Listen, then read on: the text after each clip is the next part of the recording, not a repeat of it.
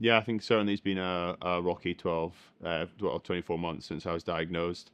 You know, a lot of time spent wondering if this kind of Commonwealth Games moment was going to happen, and there's still some time between now and you know walking out for that 50 breaststroke final, hopefully at the games, and hopefully we can navigate that time successfully. But really, that belief that I could get back to my best and I could compete at the games and you know race against the best in the world came back to me in December, 2 years after I started experiencing my first symptoms when I swam my first ever personal best since diagnosis. And that was something that you know in May 2024, as I was getting my diagnosis, I didn't think, well, I you know might never ever happen. It was a moment of immense pride and kind of lit that fire for what's been a successful kind of period leading up to now and looking forward to the games. It's been a hectic 12 months for sure. You know, as you say, leading, well, being part of a group leading kind of advocacy for brain cancer in the UK, whilst also re-breaking the Scottish record earlier this year in the 50-metre breaststroke. I owe a lot of that to the approval of the new medication I'm on and the expanded access program that has allowed my disease to be stabilized for the time during that period. As I say, I'm fortunate to be on this medication and fortunate to be in what's kind of a self-reinforcing cycle. And there's definitely been moments where I've been challenged, you know, a seizure just 7 to 10 days at the start of April, just before the Commonwealth Games trials, which took you know the whole Edinburgh University sports performance team to kind of come together and get me onto that team. And so moments like that have definitely challenged me. But taking a lot of positivity and momentum from that kind of self-enforcing cycle. We've seen, you know, the 100,000 mark surpassed for the petition, which was debated on just last Monday in Parliament.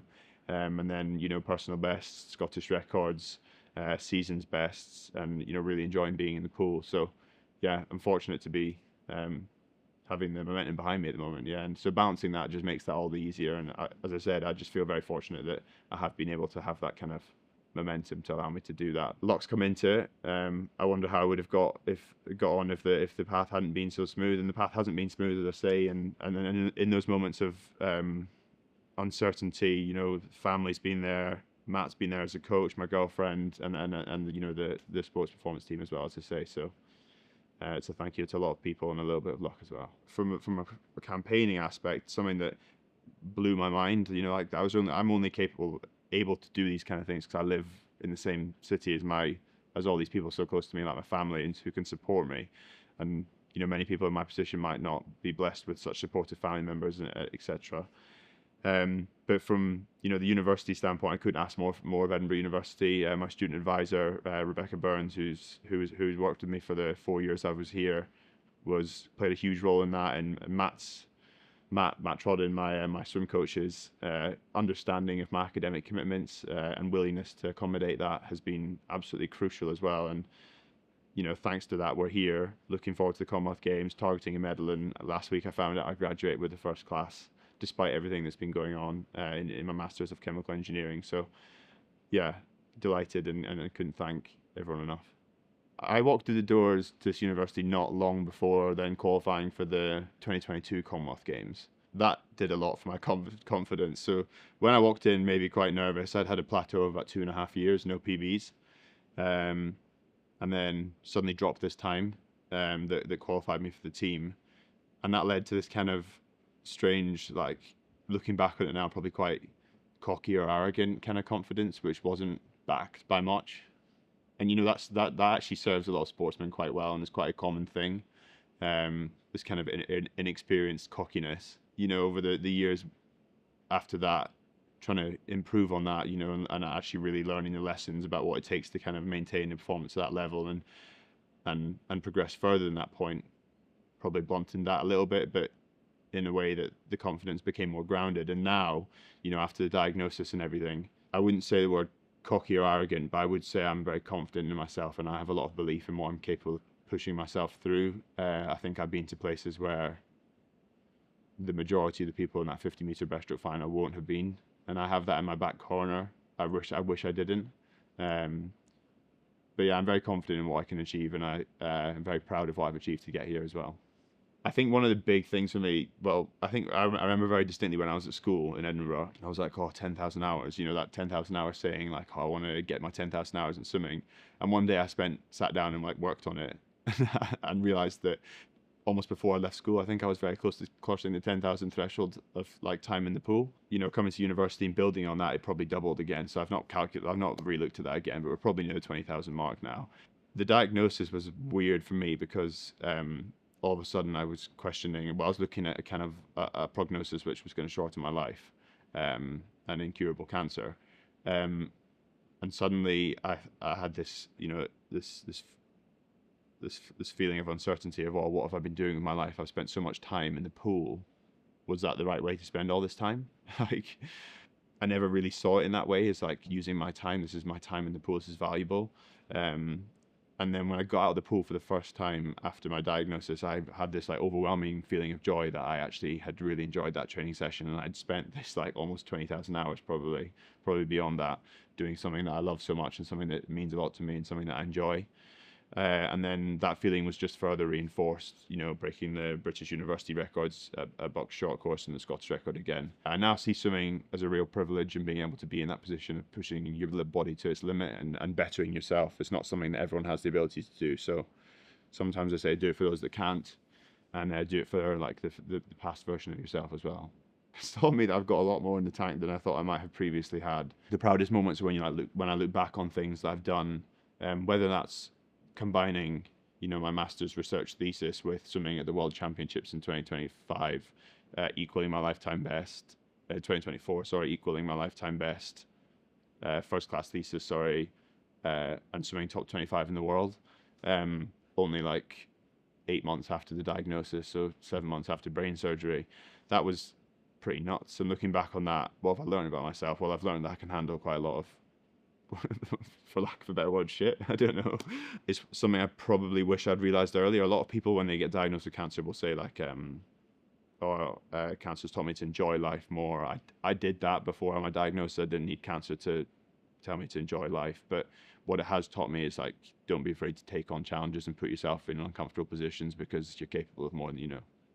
Yeah, it is interesting, because when you're lying on the hospital bed, you think you're going through it the worst.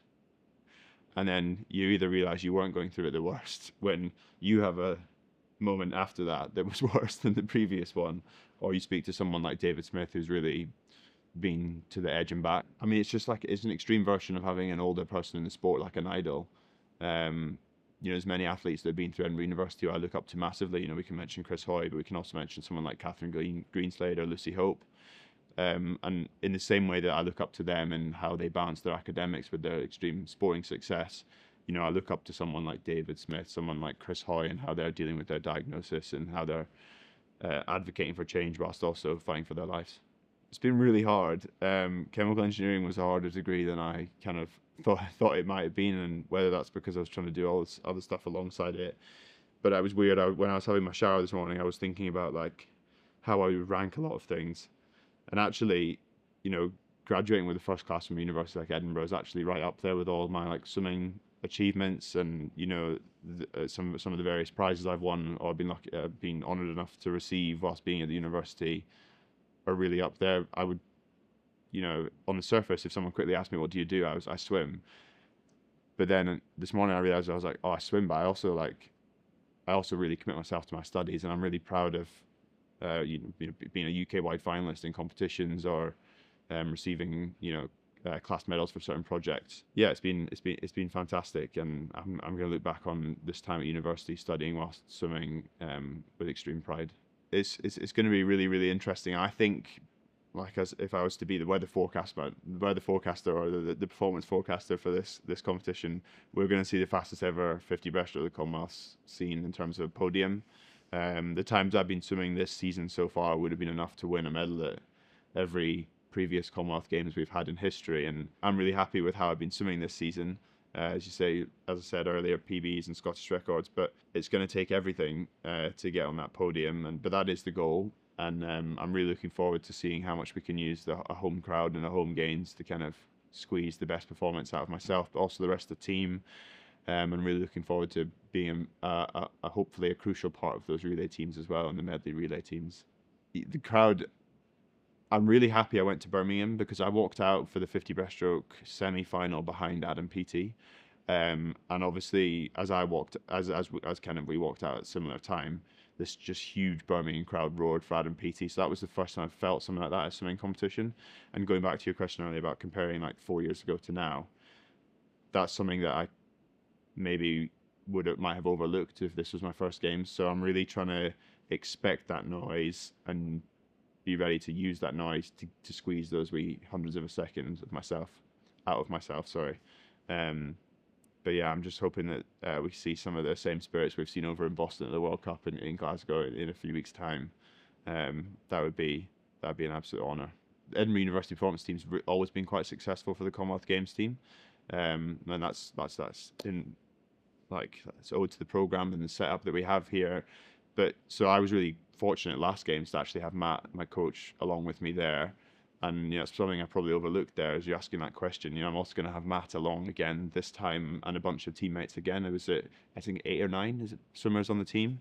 You know, that's a significant portion of the team coming from one centre. So it speaks volumes to what we're doing here as a kind of club, and you know, just adds the kind of comfort and the confidence and relaxed environment. Well, you know, tense but relaxed environment that we're going to have there, and I think that's really what's ultimately going to lead to some of us producing the best performances of our life on the day that it matters.